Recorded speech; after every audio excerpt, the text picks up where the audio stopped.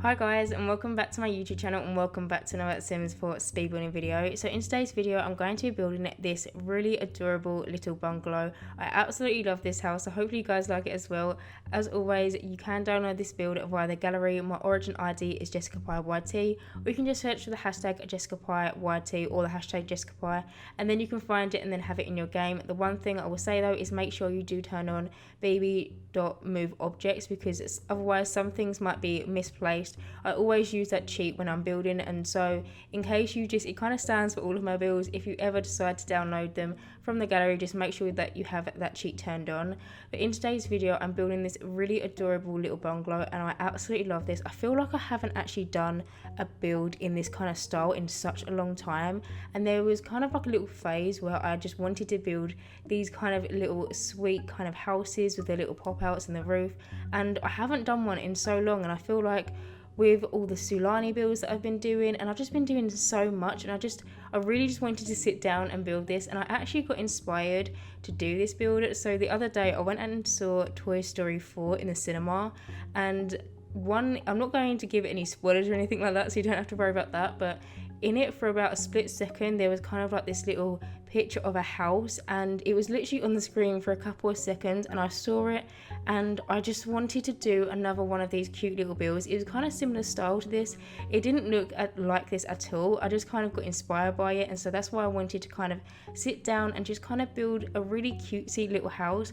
I went so out with the landscaping on this. It is unbelievable. I spent a really long time just going around, and I just wanted it to look very cluttered with loads of different plants, and that is because I did have a very kind of good backstory for this house. So I was kind of thinking that maybe a single mum or a single dad lives here, and either the mum or the dad are just really into gardening and it is one of their hobbies. I just kind of imagined that they would have this big beautiful garden that they are really proud of, and all their neighbours always comment on it, and on their Saturdays and Sundays they just spend their days just like kind of pampering their garden and making sure that everything is just looking the best that it can be. And so as you can kind of see, I cluttered this garden so much with so many different plants, and I tried to just go all out. I didn't really stick to any kind of colour themes.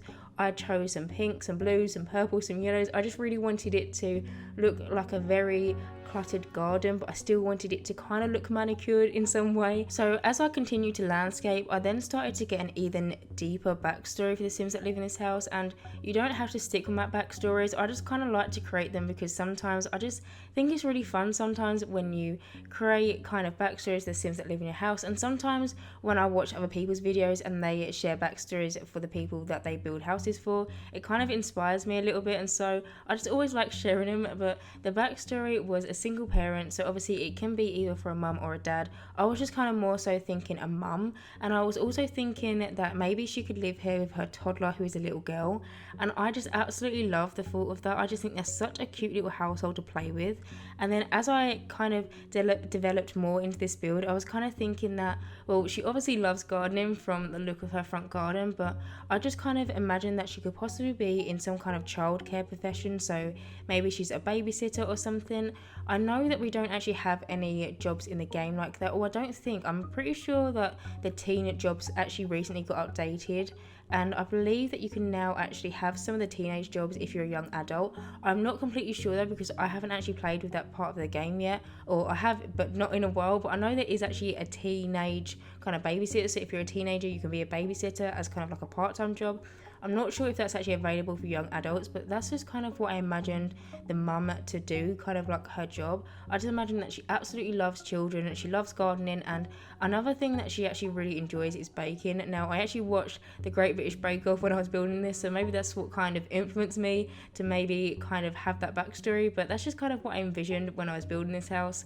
As you can kind of see, I am just kind of finishing up the landscaping now. I don't actually show the back garden landscaping only because I felt like I showed so much of the front garden. It'll be a little bit too repetitive, and I normally do this anyway unless it's only like a small little minor bit when I'm doing the landscaping in the front garden, then I'll show the back garden. But as there was actually quite a lot of just me putting loads of different plants in, I just felt like it wasn't very necessary. But now I'm just going to finish it off. And by the way, I use these new bushes that we got with Island Living, and normally I'll probably tend to not actually put them in more of like the suburban worlds, but I think they actually work really well, especially kind of at like the front of this build in front of the little gate. I just think they go so lovely, and especially for kind of like the backstory that I had, that the mum was a gardener or she loves gardening. I just really wanted it to have such a beautiful street appeal that you could really tell that the mum was into her gardening. But now I'm actually moving on and I'm furnishing the back garden. So when I was actually doing the back garden, I didn't realise what little space I had. This is actually built on a 20 by 15, not by the way, in Newcrest. And so when it came to the garden, I didn't actually have a ton of space to work with, but we still do have a few items for your Sims to play with and just interact with. So in the back garden, we do obviously have some more planters so your Sims can plant their own plants. We also do have the little flower arranging table as well, because I kind of felt like that was necessary with the backstory that I was going with. I also do have a little beehive kind of thing in the corner, and then I'm also going to add the little laundry day washing line as well. Now I have actually got something to say. So when I was actually doing this, I wanted to have or give this house the ability to do laundry, but when I was actually going in and furnishing the house, I completely forgot to add a washing machine. And one thing about this house, it basically started off, so you won't see it because I actually did it off camera, but I actually did furnish it for 2 bathrooms because there was kind of like this little 4 tile space, and so I decided to make it into just a toilet and sink area. So it didn't have like a bath in it or a shower or anything like that. It was just kind of like a single toilet and a single sink. And then when I actually came round and playtested this house, I then realised that your Sims need somewhere to wash their clothes, so I decided to make it into kind of like a little utility room / laundry room because it was actually the perfect size, so it did work out quite well. I don't actually show any of that because I did do that off camera, but there will be some screenshots in at the end if you are curious. But moving on, I've started furnishing this house, and I did actually start off with furnishing the kitchen like I normally do. The kitchen in this house is very, very small, but I do actually kind of give it more counters in a minute because I was a little bit worried that your Sims wouldn't have enough space to work with. So I'm actually going to pull out some of the matching bar counters to these counters, which the counters are actually from Parenthood, by the way, and I still wanted there to be a little bit more space because there was kind of like this little dead space in front of the kitchen, and so I do just add these 2 little breakfast bar counters, and then that way your Sims can still prepare food on them, but then they can also eat on them as well. I didn't actually add a high chair into this house, so if you do want to download this off the gallery, you will have to add one. I just don't really like adding them because a lot of the times your toddlers will want to get out of them, and so I just find it so annoying, and so I decided not to add it. But like I said, if you want to download this house and you want a toddler chair, then feel free to add one. I did actually also furnish this house so your Sims are able to have a cat in there, but if you don't want your Sims to have a cat, same goes with laundry, you can just remove them items. But I was kind of thinking that the mum and the daughter just had this really big fluffy tabby cat, and I don't know why, but that was just kind of what I envisioned when I was building this in my head. And so there is a couple of pet food bowls, there is also a little cat scratching post, and then there is also a litter box in the utility room as well. But moving on, I'm now starting furnishing the little lounge area. So this is just like a really small little nook, but I just really like it. It's got the 3-seated sofa, which is from Cats and Dogs, and kind of like this little cream swatch, which is actually kind of like a similar swatch to the kitchen kind of cabinets and the furniture in the kitchen, and so I kind of wanted to use the same kind of color palette.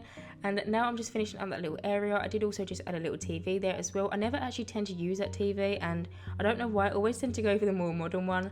But now moving on, I'm just doing the little hallway area as soon as you walk in through the front door. I always like to do this in my houses so your Sims have somewhere to put their hat and coat and keys and just Wellingtons or whatever they want to put down. And I also did just add that little cat statue in kind of like a tabby cat kind of swatch. I just really wanted to add it, but now I'm actually just going to finish off this little area of the build, just add some more paintings to the walls because they looked a little bit bare. And now I'm actually moving on to the bathroom. So in this bathroom we do just have a separate bath and a separate shower. I didn't really feel the need to use both because I did have the room for them, but in this little bathroom we do just have both of them, a toilet and a sink. And then I'm just using the red shelf just to move objects and items up, so it looks like there's some toothpaste and some like hand soap and some tissues on top of the little sink, just to make it look a little bit more realistic. But I'm just going to finish this room off and just add a little bathroom mat. And I actually used the Parenthood one in not a swatch that I typically ever tend to use. I don't think I've ever used the pink swatch of that bath mat, but I decided to use it in this house because it just seemed really cute and sweet. But now I'm moving on and furnishing the toddler's bedroom. So the toddler's bedroom is as soon as you walk in through the front door on the left hand side, and it's just got everything in here that a toddler would need. I did actually use the bookcase from, I believe it's Kids Room Stuff. I wanted to use that one because it comes comes in a swatch which matches the bed for the toddlers, and that's something that I actually really want in the game more of, is toddler beds, because I feel like we only have a couple and I just really am lacking just a really nice toddler bed. We do have maybe like 2 or 3, but I just really want some more. But I'm actually going to finish this room off now, and I'm actually going to move on into the mum's bedroom or the dad's bedroom. It can be for either or. I just kind of imagined it to be for a mum. But in this bedroom I just use the cats and dogs bed, and I actually use the same kind of wood tone in this bedroom as I did in the lounge room and the daughter's bedroom. I just kind of wanted to keep the same kind of wood tones throughout the whole entire house, and I wanted to go for this one because it's quite a light tone. I wanted this to be quite a light and just kind of a fresh house. But as you can kind of see, I am actually struggling a little bit picking the wardrobe, and something that I find whenever I actually use this wood colour on the bed frame and the bedside table is I can never actually make the chest of drawers match, because in the cats and dogs chest of drawers it comes in more of an orangey brown one, and it's not actually the same swatch as this. And so instead I just decided to use the kids room stuff one because it comes in a pretty similar swatch, and I felt like it won't be that much of a difference. But anyway, I'm actually just going to finish off this room now, and in a minute I'm just going to head off outside, add a little seating area, and also add some more planters for your Sims to do more gardening. But anyway guys, I'm actually going to end this voiceover here. As always, I hope you enjoyed watching me build this little single mum's cottage, and as always, if you do like my content then please subscribe, and hopefully I will see you in my next Sims 4 speed building video. Bye guys.